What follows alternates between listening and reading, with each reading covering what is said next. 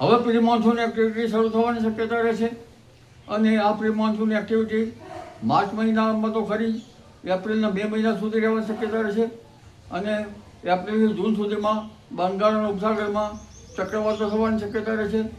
તેમજ અરબ સાગરમાં પણ મે માસમાં હલચલ જોવા મળશે.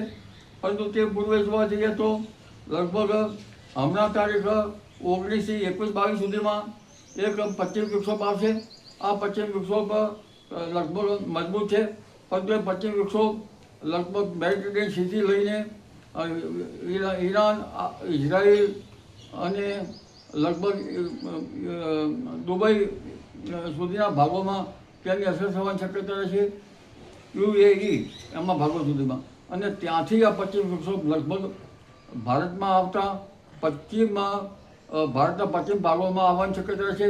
પાકિસ્તાનના ભાગોમાં થઈને દેશના ઉત્તરીય પર્વતીય પ્રદેશોમાં જવાની શક્યતા રહેશે અને ઉત્તર ભારતમાં પણ થવાની શક્યતા રહેશે.